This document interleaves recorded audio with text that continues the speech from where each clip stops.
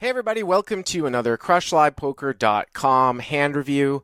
And this particular hand was taken from that big night with the biggest pot in the history of Live at the Bike. If you're not familiar with Live at the Bike, they stream live cash games, of course, every Tuesday through Friday from 6 p.m. to 10 p.m. Pacific time. And before we start, PKC, a real money online mobile app, is actually giving away 3 Millionaire Maker seats to people that sign up through me. They're actually doing a giveaway, a mega satellite free roll. There's information about that in the description. All you have to do is register and email the promo email, and there'll be more information about PKC in the video at the end of this one. So, of course, this hand is not too long after the biggest pot in the history of Live at the Bike between Andy and Jackie. And it's one of the rare times I've actually seen Garrett covered by somebody else. Jackie with about 424,000, Garrett with about 341,000. Garrett starts the hand off with a raise to 600. The straddle was not on, so it was 100, 100, 200 with the 200 ante. And he made it 3x to 600 with ace-3 of diamonds. And Bill Klein, to his immediate left from under the gun one, decides to just flat here with jacks. I would say in this format, seven-handed, about maybe 80 or 90% of the time, you're going to 3-bet and try to promote your position, get Garrett heads up. But here he decides to just flat call. And Jackie, who's obviously been on the heater for the night, wakes up with pocket kings and 3-bets behind to 3,500. Now, everybody folds back around to Garrett. Garrett has a decision to make.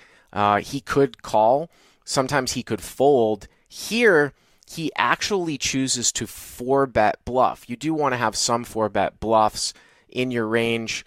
It's not that Jackie was really 3-betting light. I think it's because of the extra dead money with Bill Klein in there in between. I think if it was heads up, Garrett would just, of course, have called. Now, back over to Bill, and you're sitting there and you flatted with pocket jacks, a hand that you're usually going to 3-bet, and you're facing a 3-bet and a 4-bet. I think the standard play here, even though it seems a little bit on the tight side, is to just fold because you have Jackie behind you 3-betting and obviously Garrett 4-betting. You're squeezed in between. I think you can really just let this one go and maybe continue on with ace-king suited and pocket queens plus. I mean, it's a very extreme configuration, but I think what Bill was thinking was that he had under-repped his hand with just the flat call, and incredibly, he puts in a 5-bet to 27,000. And this is not just a regular 5-bet. This is what we call a back raise. Now, what's a back raise? It's when you re-raise after you had just called an initial bet. It can happen pre-flop, it can happen post-flop. Bill had called, Jackie re-raised, Garrett re-raised, and now Bill back raised 5-bets to 27,000. Now the action's back around to Jackie, and you're looking at this, and he's up a truckload of money. Bill doesn't usually play it all that aggressive pre-flop, and normally in a situation like this, a back raise, especially as a 5-bet, is showing extreme strength. Now, Jackie had raised it up to 3,500, so when Bill makes it 27,000 total, Jackie has to call another 23,500. Bill isn't deep enough to set mine. Usually you'd want about 10 times the raise size, at least to try to just hit your set if you were going to play, say, kings as a set mine.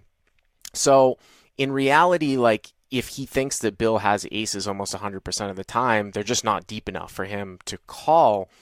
This is a very, very large exploit, folding pocket kings pre-flop, or even considering folding pocket kings pre-flop. I think if I was in Jackie's spot, I probably would have just called. I would have remembered also, too, that Bill played jacks really, really aggressively about a month ago against Andy, where he basically 4 or 5-bet got it in against Andy, who had flat called the 3-bet with queens, and he lost a massive pot. So it's interesting if you see some poker history, or you remember if you're watching game film with live streams, you know, you look back at some of those things and you're just like, wow, this guy actually played jacks like unbelievably strong.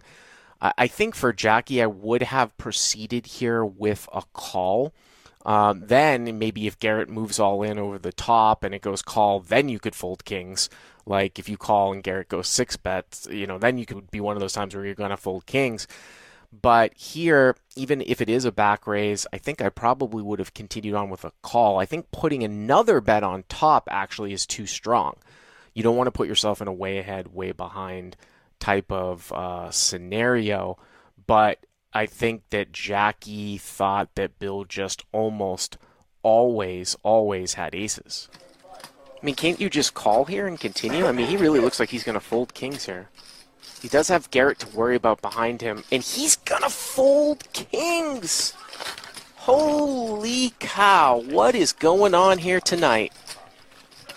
Garrett folds top set of jacks. Sorry, Garrett, I was just laughing at you. Oh, I don't mind. And pocket kings folds pre-flop incorrectly. It's easy for us to be, say, Monday morning quarterbacks, and we can see the cards, so we know the right decision.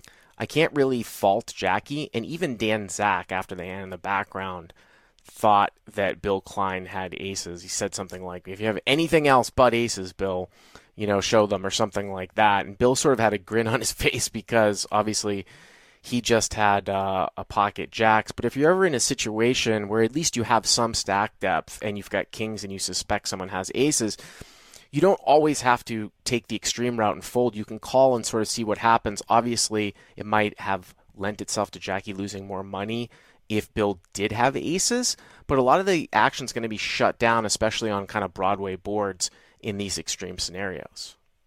Jackie's never going to live down what just happened. If you had anything but aces, I'm so happy with what just happened. You should go home on very bad. What's that? I don't know, You didn't have it? I don't know, bro. Bill's like, no, I didn't have aces. And people are like, every day. they don't believe I him. believe you. I'm just saying stupid shit. Yes, sir. There's always a 9. Give it ace king. If you like what you've seen here, please hit the subscribe button. And of course, you can check out Live at the Bike every Tuesday through Friday from 6 p.m. to 10 p.m. Pacific time. And if you're interested in checking out PKC, click on the video right there, and there's information about the giveaway in the description.